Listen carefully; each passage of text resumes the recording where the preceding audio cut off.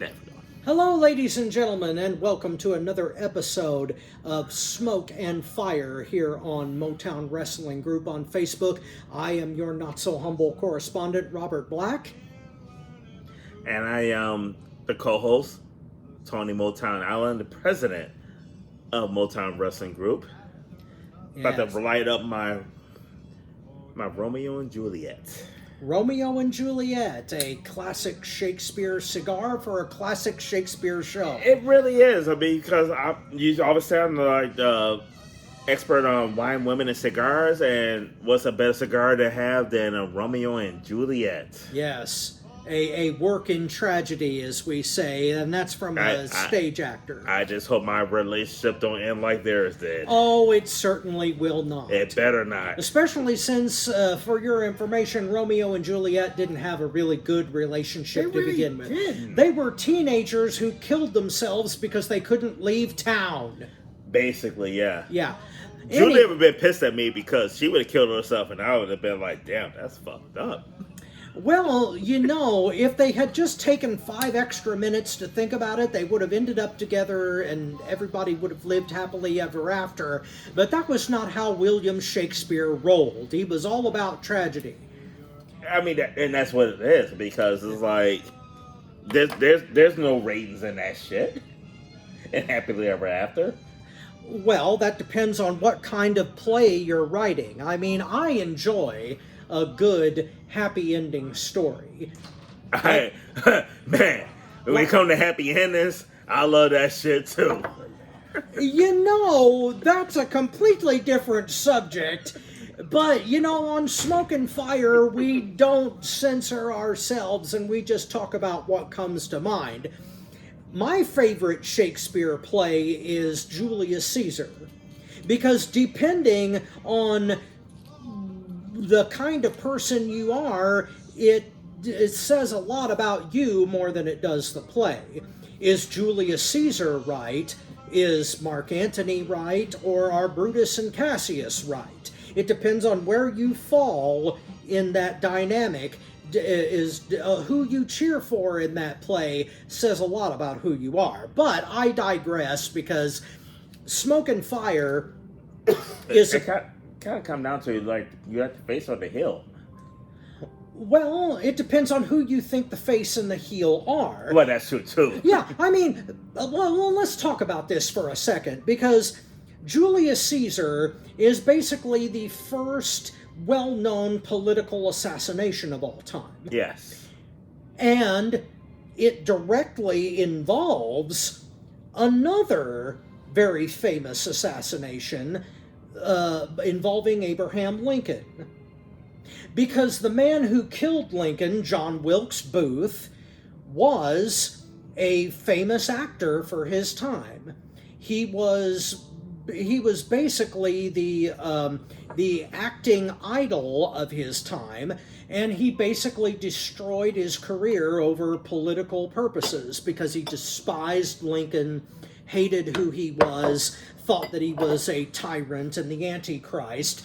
And Booth was under the impression that if he killed Lincoln, he would be celebrated as a hero. And as it turns out, he became one of the biggest villains in U.S. history because he fucked up. And that should be a lesson to everyone out there that political assassinations never ever benefit the assassin's politics. You always turn the victim into a martyr if you kill them for political purposes. That is a stupid thing to do. You should never do it or encourage anyone to do it, because you will end up fucking up your own cause. And that's the PSA from Robert Black that you're going to get today. Now, moving on to lighter subject matter, today I am drinking another Michelob Ultra because it's a damn good beer, and we are once again on location here at Villa Havana here in Plainfield, Indiana. A damn good cigar bar, delicious alcohol, wonderful cigars. As Motown mentioned, he's got a Romeo and Juliet in his hand. I have not tried one yet, but here in the course of our journey here on Smoke and Fire, I may try one myself. It depends on, time willing and And Angelo, the our server, the bartender, cigar person, whatever, Angelo, yes. wonderful person, always take good care of Much us. love to Angelo. He makes a damn good old fashioned. This is a damn good cigar bar. Come and visit it when you get a chance. Now, the subject matter that we were going to cover for this episode is one that's near and dear to both of our hearts. Yes. So we're going to go into superheroes, specifically one of the biggest of all time. Cheers to Batman. Yes. Yeah, we are going to go into Batman mythology, specifically our favorite Batmans.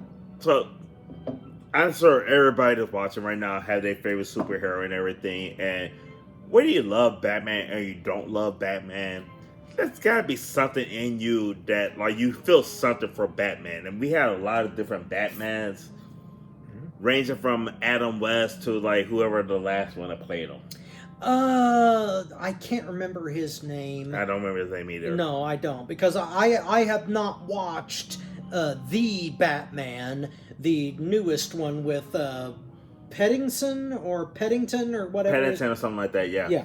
Granted, if you don't The modern guy. chime in, comments. Leave your comments and everything. Like, whoever the last Batman is, throw it in there and everything. So, Yes, and who your favorite Batman is, because that's what absolutely. we're going to get into right now. and this is going to be a fun conversation because we talked a little bit about this beforehand, and we both had the same favorite Batman. Keaton. Michael Keaton. Absolutely. I mean, The original Batman was phenomenal. yes. Well, not the original Batman. The original Batman was Adam West. Okay, well, the original Batman, when I say original Batman, I'm talking movie-wise, not TV series-wise, because Adam, and I grew up with, like, Adam West's Batman. Like, for, like, up until, like, Michael Keaton, Adam West was Batman. Yes. There was no other Batman other than Adam West. Yes. With the little tights on, the fucking goofy-ass Robin with him. But if we're including TV Batman, the guy who did the voice for the animated series, I am struggling to remember his name now, but he was a damn fine Batman. Okay. And he defined that voice. He and Mark Hamill as the Joker. I cannot remember his name offhand. He just recently passed away. But he was a phenomenal Batman. So much so that his voice has become, like, iconic and anonymous with Batman. And I again, in the comments, if you remember his name, please tell us, because he is one of the definitive Batman characters. But Keaton was fucking perfect. Yes. He played that role perfect, in my opinion. He played both roles perfectly, Yes. because Batman and Bruce Wayne. It's two characters that you're Yes, playing. two personalities. Two different characters. Like, Yes. Keaton was almost the perfect guy to play both Batman and Bruce Wayne, because he was a low-key playboy Bruce Wayne. Yes. And yet he could pull off the seriousness of Batman to a obscene amount. Michael Keaton. I mean, back when Batman came out, Kim Basinger was the shit. Like, everybody wanted her. And this motherfucker had her twice, like, as Batman and as Bruce Wayne. And she didn't have a goddamn clue that she was with the same person. Yeah, exactly. Because, well, see, the personalities are so different. Yeah. And the psychology of it that they get into in, like, countless YouTube videos. Yes. I mean, you can analyze the psyche of Bruce Wayne so much, because as an 8-year-old child, to not only witness the death of your parents, but to turn it into a lifelong mission is something that can fundamentally build and scar someone in ways that are unimaginable psychologically. And the fact that Bob Kane, the original author of the Batman comics, was able to delve into that so hard is a testament to the power of American literature. Mm-hmm. And comic books are often downgraded in that respect. And in a way, comic books are a way that children are introduced to literature, and the fact that it can be of such a high quality and not just kid stuff, it produces such high quality entertainment that it's often disregarded, and that's a shame. You talk about the comic books. Back then, remember the papers had the comic section. Yes. And that's how Superman started. Yes. Before they put graphic novels together, you would experience that in the newspapers. Mm-hmm. And it wasn't just the funnies. It wasn't just Peanuts or Jughead or any of that shit. It was like hardcore serial storytelling comic books. And a lot of that bleeds into early cinema with Flash Gordon and things that inspired George Lucas for Star Wars. So we're talking about major portions of American literature, and Batman is a big part of that. Yes. And the 1989 movie was a culmination of all that stuff, and Michael Keaton, the first guy to try that, just hit it out of the fucking park. Nailed that shit. Nailed it. That and Batman Returns. Now, we were discussing in our first episode about what does and does not constitute a Christmas movie. Now, where do you fall on Batman Returns as a Christmas movie? Because it happens at Christmas, but is it necessarily a Christmas movie? Because the criteria that I go by is, does it Christmas if it doesn't necessarily involve the plot? Because the plot... Oh man, this is tough. Yeah, it is. Because, I mean, Christmas is integral to the plot of Die Hard, yes, but not to Lethal Weapon. So maybe Lethal Weapon might not qualify so much as a Christmas movie, but when it comes to Batman Returns, Christmas is all over that movie. It is. So, is it a Christmas movie or is it not? And as we're talking about this, before this conversation, I never looked at it as a Christmas movie. But if you guys been following our shows, this is our third episode, and we discussed this earlier in one of our previous episodes. For my criteria, I didn't look at it as a Christmas movie, but for my criteria, it does fall in that category, though. Depending on how you define it, yeah. I mean, for me, it's like Die Hard was more Christmas oriented. Like, there's a lot more so than Lethal Weapon, but I look at it like this: if I'm gonna say Lethal Weapon is a Christmas movie, I can't say that Batman Returns is not. I can't. It'd be hypocritical on me, in my opinion. So I never looked at it like that. But like right now, like. Yeah, the same applies to Gremlins too. Oh yeah. Well, not Gremlins 2, but the original Gremlins. The original one. Yeah, because Christmas was intricate to that plot. It was the sole purpose of it, because it's like he got that gremlin because of Christmas. Yes.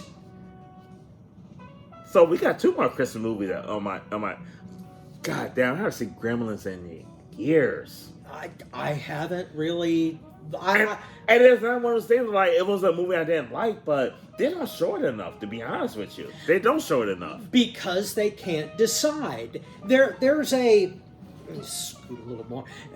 There is a school of thought out there that a Christmas movie only needs to reference Christmas to be a Christmas movie.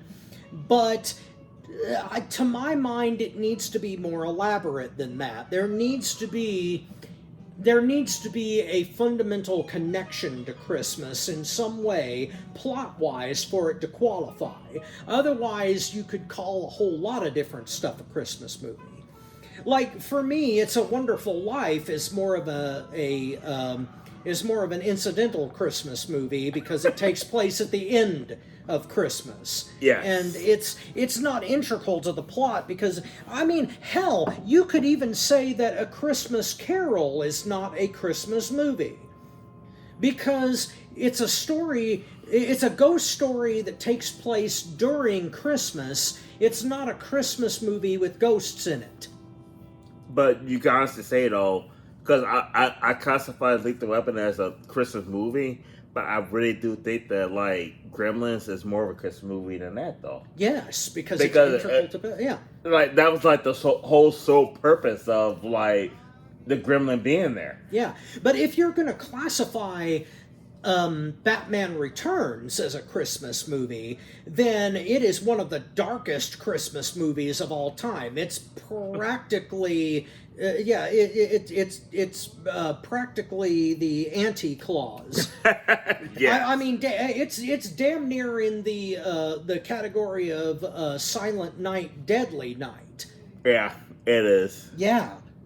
Which is also technically a Christmas movie, but it's still a hell of a departure from your traditional thing.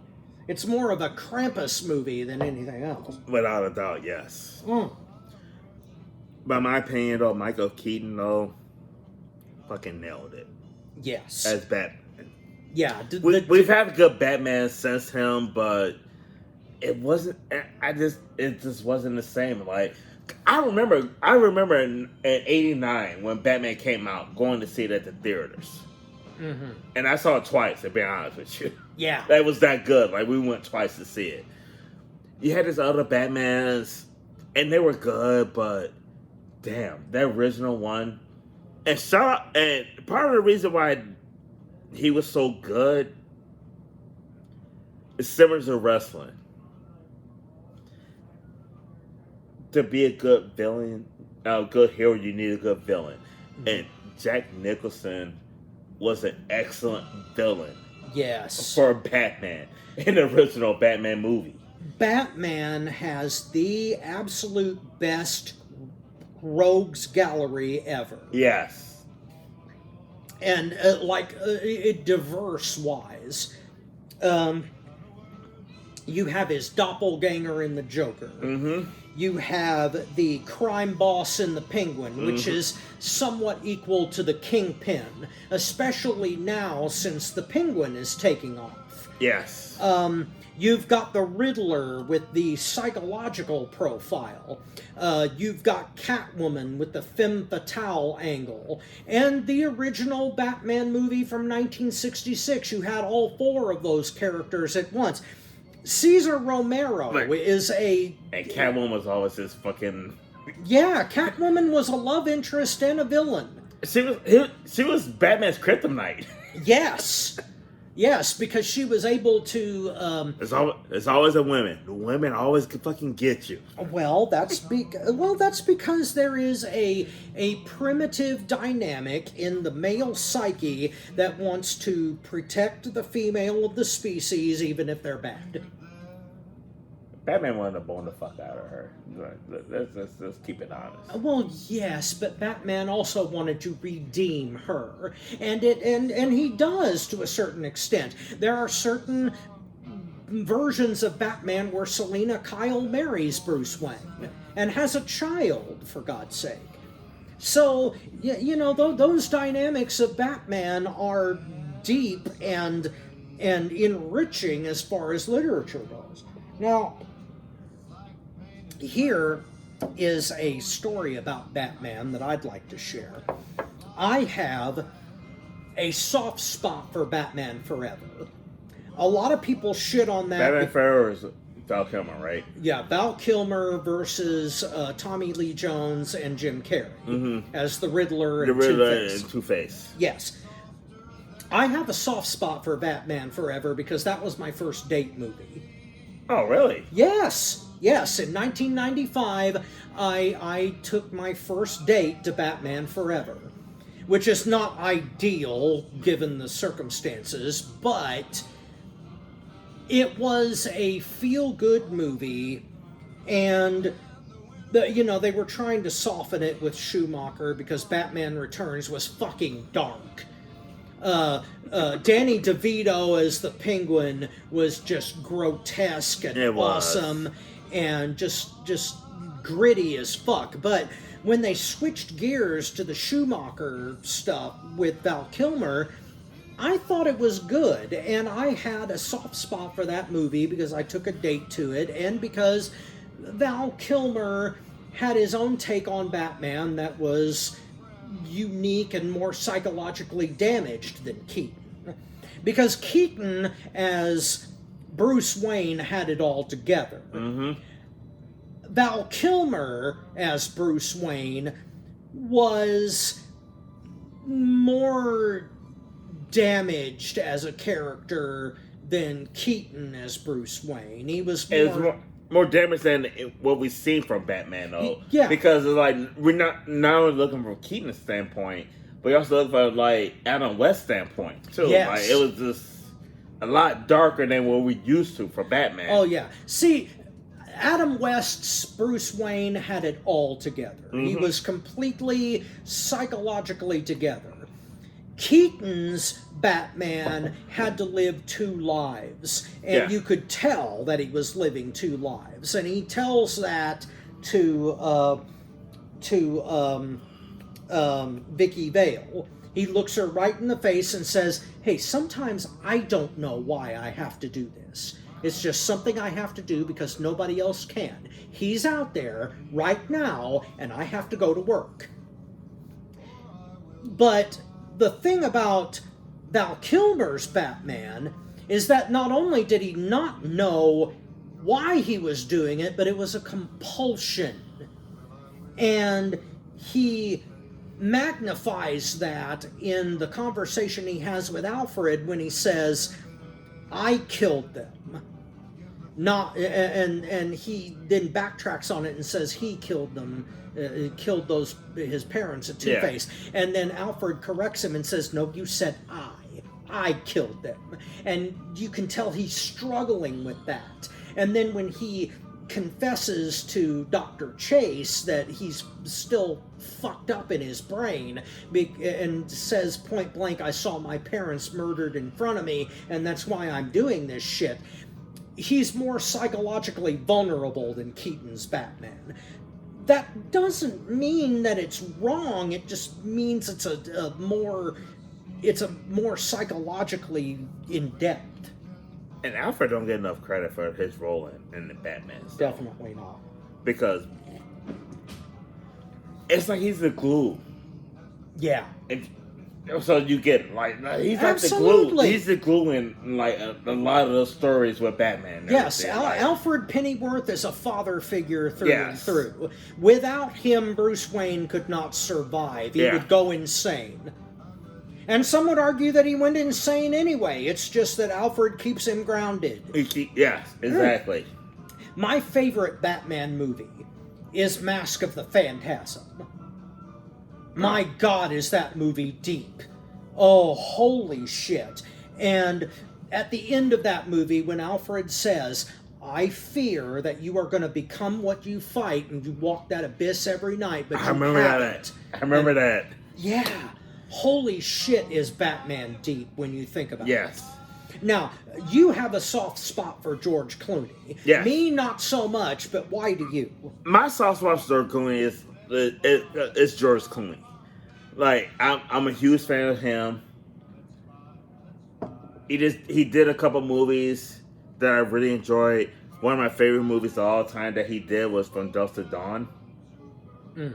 So when they said that they cast him as Batman, I'm like, oh, fucking sign me up. I'm good. I have a soft spot for George Clooney. I'm not saying he's one of the better Batmans. I'm not saying that at all. So, like, before y'all, like me up in the comments, y'all can like me in the comments. I don't give a fuck. Like me up in the comments. But George Clooney is just that cool dude that you just gravitate to, though. Like, I just a huge fan of his. And, like, when he was Batman, I was like, yeah, I'm good. And I think because he had Mr. Freeze and Riddler. Like it was Mr. Freeze and Poison Ivy. Poison Ivy. But I love Clooney as Batman because I'm just a huge fan of George Clooney. But, disclaimer, though, before y'all light me up in the comments, and you can light me up in the comments at all. I never felt like George Clooney was Batman. I just felt George Clooney was playing Batman. I just felt like he was George Clooney that put on a Batman suit. Yeah. But I loved it though because I just like him. But to me, the best Joker by far was Mark Hamill in the animated series. Really? Yes. Really? He and Heath Ledger are about even, but I gotta put Hamill on a different level because there was nobody, even in... We're going to disagree on this. Well, that's okay. That's what we're here for. I mean, I'm not saying he's not good. I'm not saying he's not good. Oh, yeah. But I got two ahead of him. You got two ahead of him. Yes. I assume one of them is Nicholson. My God, yes. Okay, I can grant you that. Nicholson was a damn good Joker because he embraced the insanity of the character. My God in heaven, Nicholson just had so much fun once he was no longer Jack Napier. Holy shit. Jack Nicholson as Joker, I just felt nobody played that role better than him. And as you can see, I'm a lot happier. Oh my God, yes. Jack Nicholson, I can't honestly say that I would have Michael Keaton as my favorite Batman if there's somebody else to play Joker, though. Because to be phenomenal in your role as a superhero, but in wrestling terms, to be phenomenal as a babyface, you need a good heel. Yes, always. You know I hate Hogan. Despise Hogan. Fucking hate him. Yes. But Hogan, Piper was Michael Keaton and Jack Nicholson, in my opinion. Oh hell yes, that is a fantastic. Because I would give Hogan. I hate Hogan, but I would give him credit for what he did because he's important to wrestling. See, Hogan had the best rogues gallery in wrestling. Yes. Mr. Wonderful. Yes. Mr. Perfect. The genius. The brain.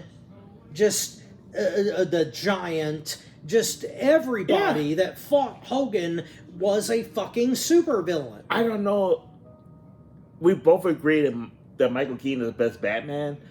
I don't know if he could have been the best Batman without Jack Nicholson as the Joker, as his foe, as his heel, as the person he's going against. When it comes to Batman versus the Joker, you have to have the right two people for that chemistry. And they were perfect. Yeah. The chemistry between them two was uncanny. Oh my God, was it? Yes. And Christian Bale and Heath Ledger were perfect for each other in Batman in Dark Knight. Heath Ledger is my second favorite Joker. Oh shit, yes.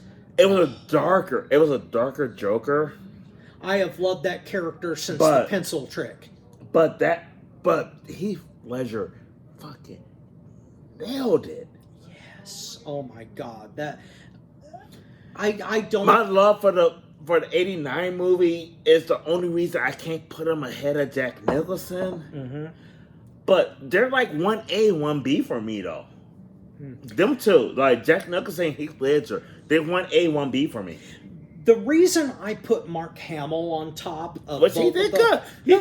I'm not. The reason that I put Hamill on top of those two is because he could be both funny and menacing at the same time. Nicholson was more over the top funny than he was menacing. But he was more like the Joker from the Adam West. Yes. Like, so I think that's why I kind of give him the edge, because when I look at we grew up with like Adam West TV series, and he did that better than the Jokers in the TV series. Yes. But it was still along those lines, though. So that's kind of having him ahead of him, because it was more in line with what I was used to at the time, especially considering Batman has evolved so much over the years. But in '89, it was Adam West and the guys that played Joker, and then we had that. And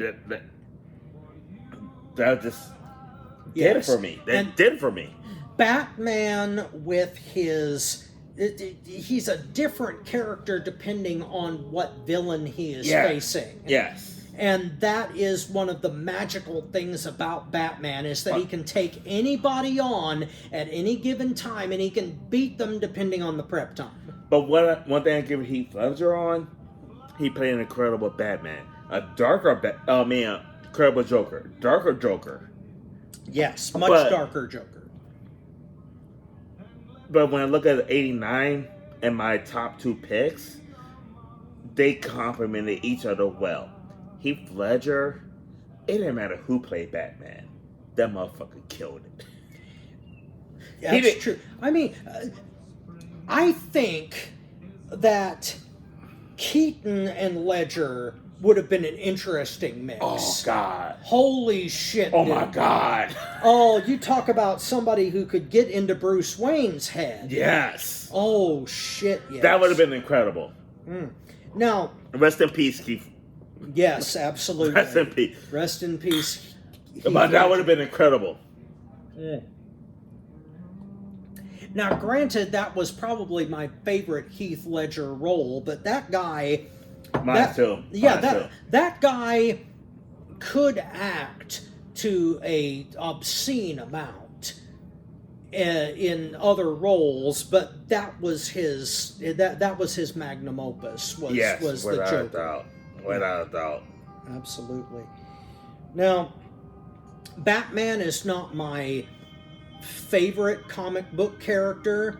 I think that would have to go to Spawn.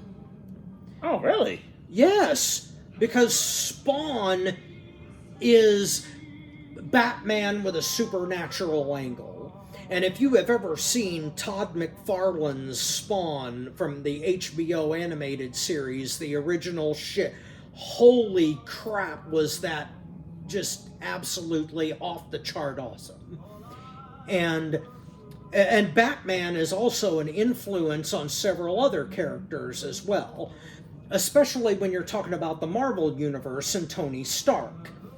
Tony Stark would not be as well-rounded as he is without the influence of Bruce Wayne. Without a doubt. Because for me, my favorite superhero is Batman. And the reason why he's my favorite is because he's a fucking billionaire. His superpower is fucking money. Yes. Fuck your X-ray vision. Fuck flying in the air. Fuck you being a Man of Steel. Fuck you being jump in the ocean and swim.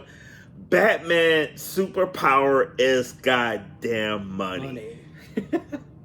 And I think because I want money. I don't have it, but I want it. And I think the reason I love Batman so much is I feel like if I had money, I could be him. I can't be Superman. I can't be Aquaman. There's nothing in the world that can make me be them. But if I had enough money, I could be Batman. And see, I think that's why one of the reasons why you dislike Hogan so much. Because Hogan is Superman. Yeah. Yeah. And after 1990... And Ric Flair's Batman. To a certain degree. Well, okay. If I were going to equate Batman's a millionaire. He does his shit because he has money. Ric Flair had money. He lived a lifestyle. So, yeah. No, you're absolutely right. Like, Ric Flair and Hulk Hogan is Batman And Superman. Yeah, that's a good analogy. That is a damn good analogy. But fuck Hulk Hogan. Oh, speaking of Brother. Now, speaking of people that we have, and I'm struggling for a transition here, but speaking of people who have a love-hate relationship with popularity and money and all that, that brings us to another subject that we were going to cover, and that's Caitlin Clark. That is like one of the hardest transitions I've ever had to do, so please raise a glass to Robert Black for coming up with that. Caitlin Clark. Yeah. Now, Caitlin Clark has become important to Indiana sports because... sports in general, to be honest with you. Well, to the WNBA in specific, because she is... Well, let's face it, she is a franchise player right out of the gate, and there has been a lot of controversy over her rookie run in the WNBA, and the fact that she may be leaving the WNBA for a high-end European contract, basically because her rookie year was so volatile. Yeah. And I was wondering what your take on it was, because I have seen footage of the fouls, the flagrant fouls that she has taken, especially from the Chicago Sky. And some of those were not only blatant, but like made me think she was in the NFL. Like she took a full-on fucking body block in one of those clips. And I'm just curious as to what your take on is. Are people making too much of the fact that her rookie year, she took a shitload of lumps? Or is the league unfairly targeting her because she's making all this money and endorsements? Is she being treated fairly, or is she just being hazed because she's the new girl and the it girl? It's a combination of all of that, but she's getting a lot of shit because she's a rookie. It's a phenomenal rookie. Yeah. And I forgot the stats.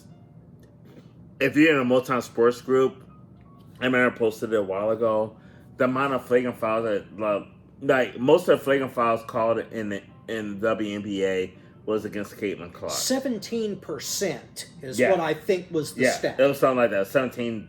It was up there. Yeah. Most of which was against the Chicago Sky. Like 50% of that 17% was against the Sky. Yes. And that what is the name of her rival? I forget. The name of Angel Reese. Angel Reese, yeah, she is Caitlin Clark's rival. And my WNBA boo. Angel Reese, and my mom watched this because she hates Angel Reese. She does? Yes. Wow. You know why she hates Angel Reese?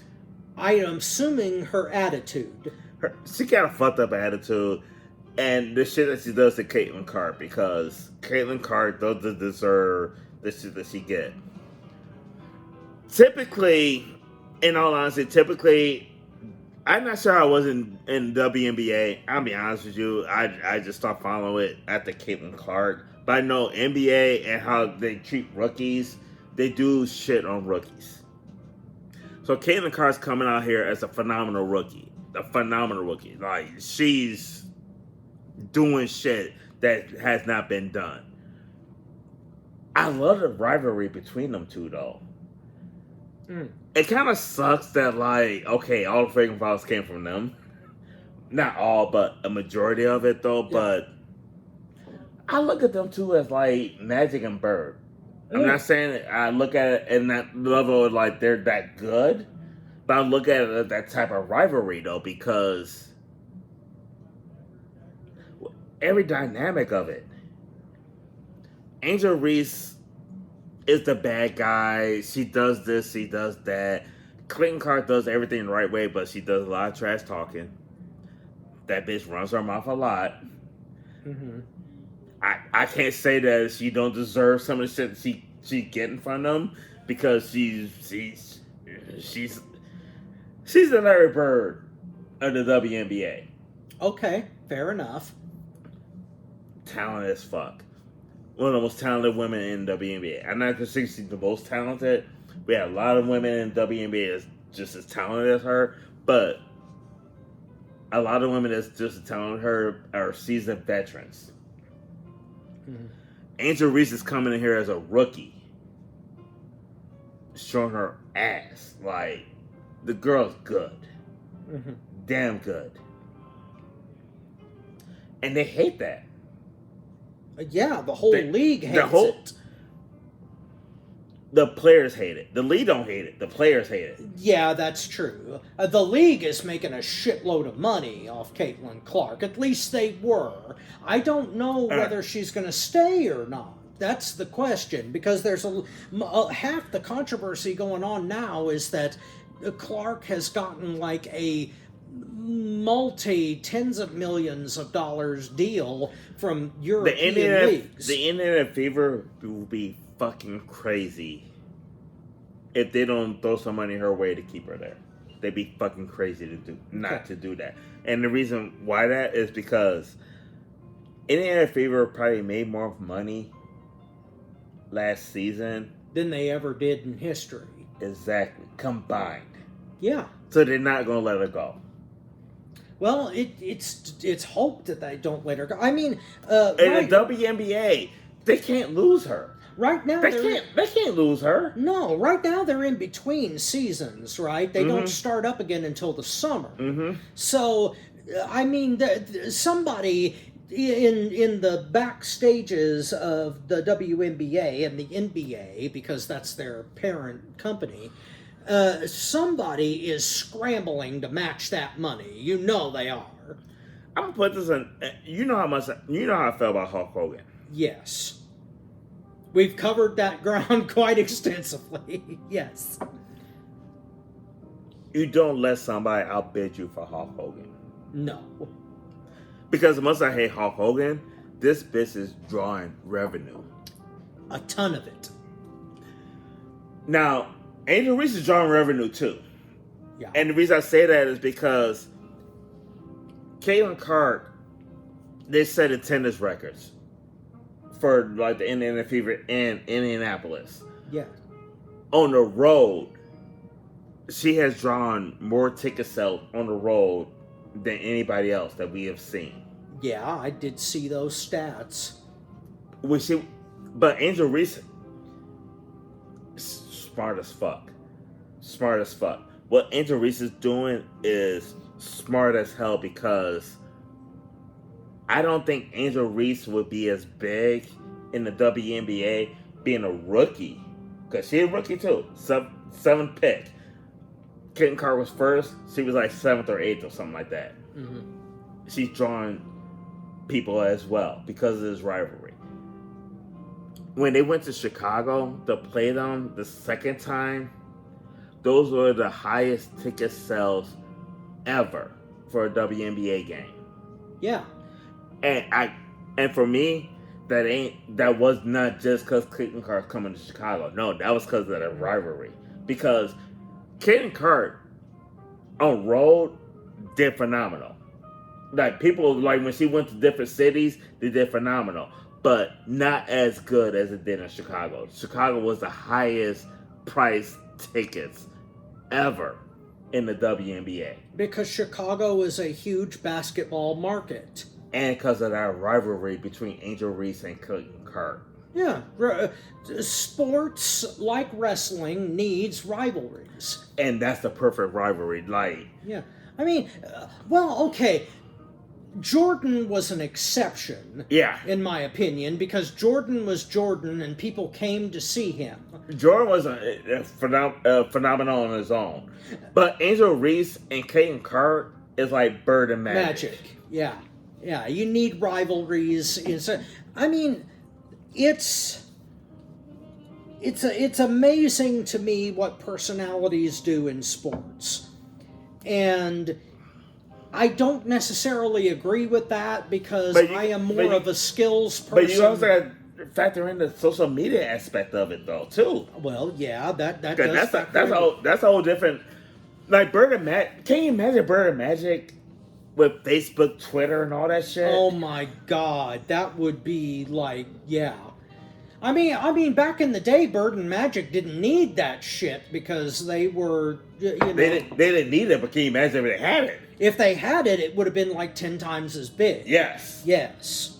Yeah, I can imagine that. But as far as how she's treated, I think that she's getting abused. She is getting abused. Yeah, she gets abused. Now, granted, she probably does have a big mouth, and she probably is making a bigger stink of it than what she needs to, but my God, the players need to realize that they're shooting themselves in the foot by trying to shut her out. Yes. Because treating her like she's yesterday's garbage and trying to deliberately injure her during games, because that's what they tried to do. Yes. I mean, that full-on body block that I saw was like a goddamn tackle in an NFL game. Mm-hmm. And there was just no reason for that shit whatsoever. They were doing that because they thought she was getting too much too fast. Mm-hmm. And maybe she is. To be fair, she's getting a whole shitload of endorsements and people are trying to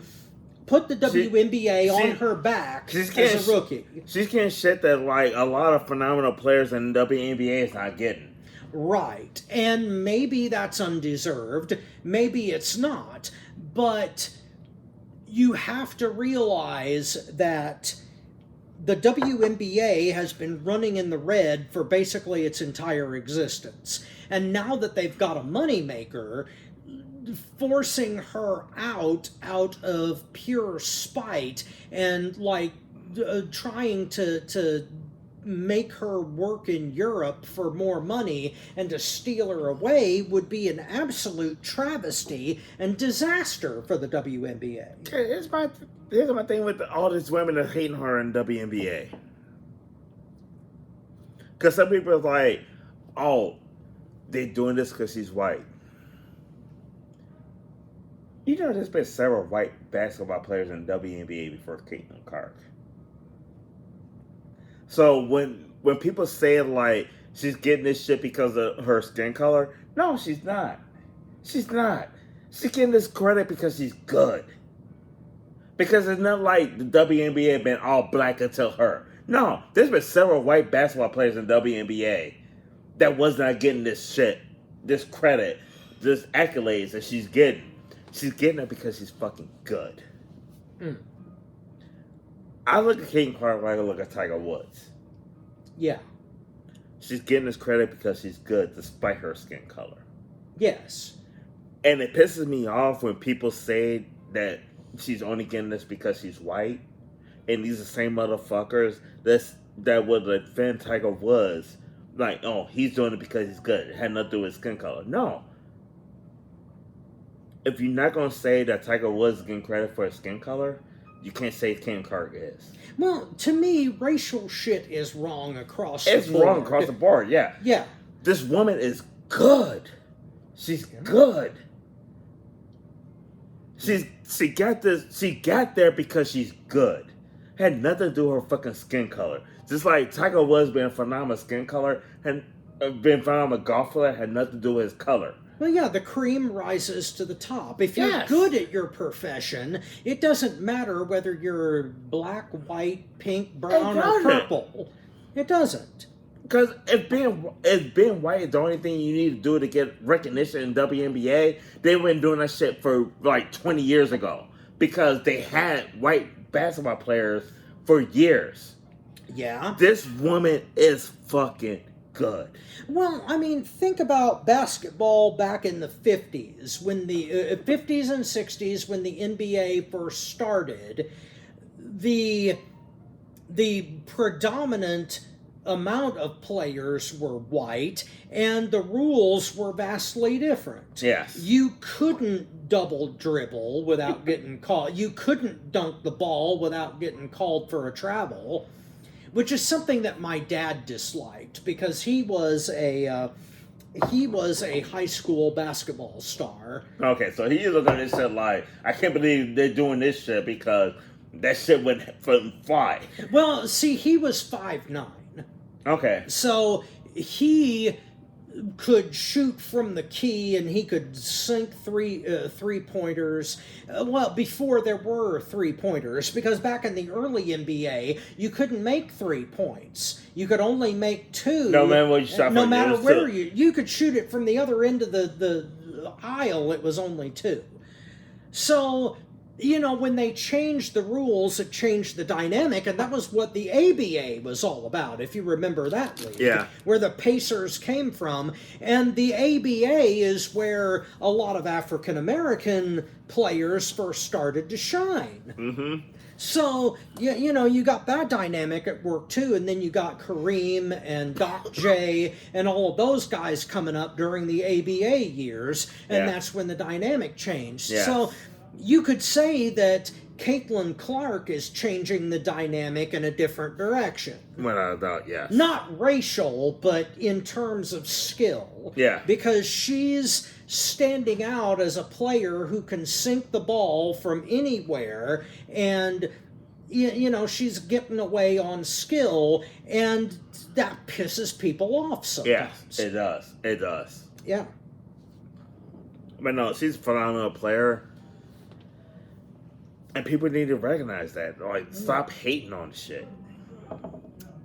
Well, it is a natural tendency of human beings to resent gifted people. Are you guys good so far? I'm about to take a trip to Kroger to get some supplies for the bar. No, we good. I think we're good. Thank you. Angelo, ladies and gentlemen. Remember his name and tip him well. Now, speaking of people who tip well and shit on you while doing it, we'll move on to another subject here, and that is the Vince McMahon documentary on Netflix. So he does more than give a tip. I can't say it. I can't say it. Okay, good, because this man will put it on you like does. Shit all over the forehead. Oh, god damn. Okay. But we're going to the Vince McMahon documentary that was on Netflix. Yes. And my experience, we covered a little bit of this in the FTW Future Focus, but we didn't really go into depth with the individual episodes because there were 6 of them. There was 6 episodes. Yeah. My problem with it is that they couldn't decide what direction they wanted to go. At first, they tried to make Vince McMahon out to be what WWE wants him to be, which is a pioneer and a entrepreneur and a groundbreaker in the wrestling industry, and he is that. But I wanted to know more about the man, and we really didn't get that. There's 2 problems with this documentary. A, they went to the documentary think it's going to be like this. The whole, like, cookie cutter, like, everything's wonderful, blah, blah, blah, this and that. And as they're filming the documentary, the shit literally hit the fan. Yeah, the allegations came out right when they were filming it in 2021. Yes. So it's kind of like we had, like, 2 documentaries in one between the 6 episodes. Yeah. But from day one, it was a disaster, in my opinion. Yeah. And the reason I say it was a disaster, in my opinion, is because whether the shit hit the fan or not, and the shit did hit the fan, but whether the shit hit the fan or not, we were not going to get a genuine documentary because Vince McMahon is not going to share everything with you. Vince McMahon is an introvert personally. So- He's an extrovert in the world that we know him in, but he's an introvert personally. He doesn't share his nothing. personal information. And whether the shit happened with that bitch or not, he wasn't going to share everything. Oh, I'm sure that it happened. It just, No, whether it was no, it's not a question. consensual or not. No, it's not a question of like whether that shit happened or not, though. But no matter what happened with that bitch and the shit in her head, we were never gonna get Vince McMahon fully. No. Like, so let's say like the shit. Let's say the shit in the head never happened. Let's say Right. none of that shit never happened. We were never gonna get what we wanted to get out of the documentary. No. In my opinion, like. No. It started off with like his corporation, and it ended with like we're going to wrap this up with what we know that happened and this and that though. But we were never going to get all that. We were never going to get the true Vince McMahon in that documentary. No matter what happened with that, like even like it went a different. The documentary went a different direction. It devolved into a personal profile of the company instead of being about the man himself. We're never going to get that because he's too private of an individual. Yes, and because everything they shared is shit we already knew. Yeah, that we wanted more things about him than we wanted about WWE because we know all about WWE. But we've gotten to a point where the man and his company are synonymous. You can't talk about one without the other because you can't. That's ingrained in his psyche. It's kind of like talking about Abraham Lincoln and the Civil War. You can't talk about one without the other, and we covered that at the beginning of the episode when it comes to John Wilkes Booth.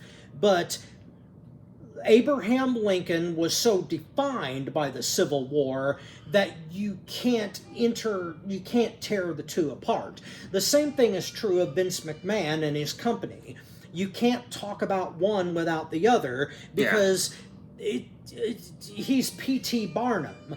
You can't talk about P.T. Barnum without talking about the circus and the freak show that he created. Yes. And the same is true of Vince McMahon because he defined himself by his business.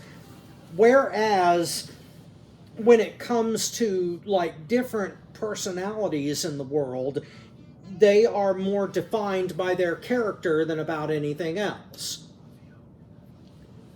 But when it comes to the documentary, Netflix has more at stake here too, because they got the rights to Raw like while they were filming this documentary. So like they had to like walk on eggshells. Yes, yeah, they had to placate Vince and his company at the same time as they were trying to make a meaningful documentary about the man's life, and those two things conflict. And that's why we didn't get the documentary that we really wanted, because Netflix was working an angle. Much like a wrestling angle, they were trying to have it both ways. We needed Dark Side of the Ring to do this shit. Yes, and they still could. Because I hope they do, because that would be more accurate. Because they're not gonna hold back. No, one of the good things about Dark Side of the Ring is that they don't sugarcoat anything as far as the industry goes. I mean, one of the best ones they did, in my opinion, was the Grizzly Smith one. God, as hard as that was to watch, as nasty as that was to listen to, you got a real perspective on what was really going on with the man himself instead of talking about just the industry. I mean, that Grizzly Smith one. Yeah, that was hard to watch. But it made you understand Jake more, though. Yes, absolutely. It made you understand Jake more because And being a Jake the Snake fan, it's hard to watch. But it's like, damn, I get it. It sucks, Yeah. but I get it. Yeah, because the man literally does not want to be the person that he was born as. Kind of like Ric Flair. Ric Flair did not know what his real birth name was until he was 70 years old. And at that point, he didn't care. Yeah, and Jake Roberts does not want to be known as Grizzly Smith Jr. Yeah, he as don't. Artez Smith. He wants to be known as Jake Which is Roberts because crazy. that's the man he made. And it's just crazy because, like, you can only imagine what he's going through. Mm-hmm. With everything that happened, because he don't want to be Grizzly Smith. He don't want to be associated with it. Yeah. But he did the same. But he was the same industry. Like, he still followed that same path. Yes. Yeah, he said it himself. He wanted to rub the business in his father's face. Yeah. And he did. He Yeah. became more successful than his father ever Oh, was. without a doubt. But it didn't make a difference to the old man. And it sucks because if Jake didn't have so many demons, and if he didn't have, he could have been so much bigger. Like, Jake the Snake, people don't give him enough credit Oh, no, definitely. for how great he was. And I think he could have been so much more successful if it wasn't for those demons that he had. As far as, I'm not talking about the drug demons. No. I'm talking about the demons were like, Everything else that happened to it. yes. That led to the drugs. Yes. If Jake Roberts had a run with the WWF title in 91 through 93, When he was getting more over than Hogan. when he was at his darkest, Yes. absolute darkest, with the Cobras and the shit with the Undertaker and everything he was doing to Savage, if he and Savage had a run with the title at that time, holy shit, we'd still be talking about it. And that stuff with the Cobra bite, that would have been a whole lot bigger than what it was. But yeah, Fucking Savage being how he was, but before the snake bite me on camera, I wanted to bite you. Yeah, that was a fucked up story, to say the least. Because I would have told Macho to go fuck himself I would have too. if on that had one. been the case. I would have too. I am not letting. I mean, I'm happy he did it because it made for like a great story. But shit, I wouldn't have done it. Yeah, if I were Jake, I would have told him no. This No, angle is going a completely different direction. Exactly. If you don't trust me, trust me. No, I would not let a cobra bite me for no amount of fucking money whatsoever. Snakes are frightening enough on their own, but to fuck around with a king fucking cobra, one of the most deadliest animals on the face of the earth, venom or not, there's no way in hell.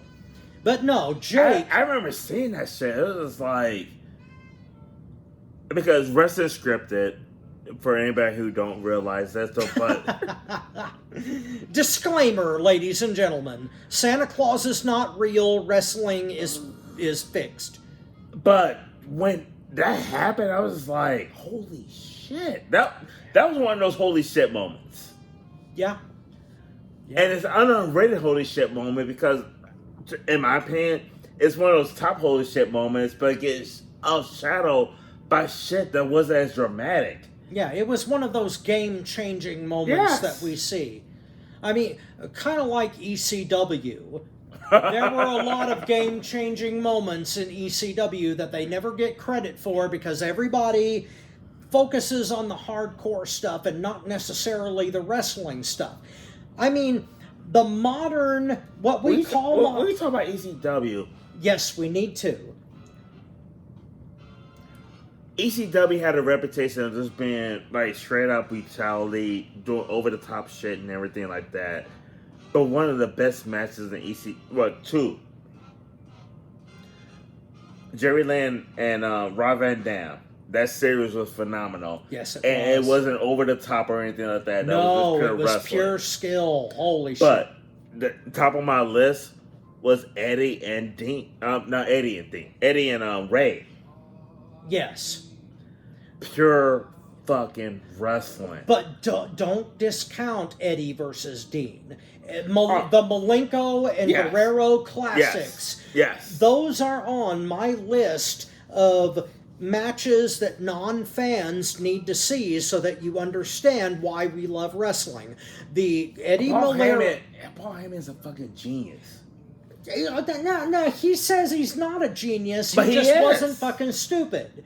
Which is to his credit, but yes. No, Paul Heyman's downfall is money management. Like, that was his only downfall in ECW is money management. Right. When it comes to putting on a fucking wrestling show, he's a fucking genius. Paul Heyman was a bare bones creative booker in that he knew how to emphasize people's strengths. And when he had two people who were dynamic in the ring together, he exploited the ever-loving shit out of them.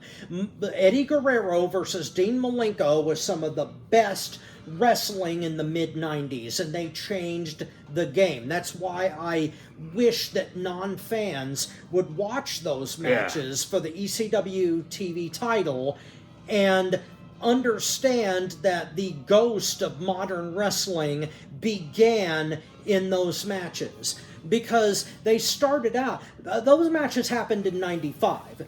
In 94, Owen versus Brett at Mania 10 defined what the absolute best was of that genre. Yeah. Then in 95, Guerrero and Malenko started doing shit that would define the next movement. And that's why that is, like, critical to watch. And Paul Heyman, as far as booking a card, was a fucking genius. Fucking sucked the money. Yes. But he understood, like, he didn't go to the screen that WWE did. Yes. His whole concept was, we're going to book a phenomenal card, and I'm going to have one legend, which at that time was Terry Funk. Yes. I'm going to have this face to draw the people in here. Mm-hmm. But his concept was, Terry Funk's going to get eyes on the product, but when you see my product, it's going to be fucking phenomenal. Because when you tune in to see Terry Funk, before you see Terry Funk, you're going to see Eddie versus Dean, or Eddie versus Mysterio. You're going to see Rob Van Dam. Versus Jerry Lynn and Tommy Dreamer versus Raven. And you're going to see the Dudley Boys taking on, like, the Eliminators or whatever. Like, yes.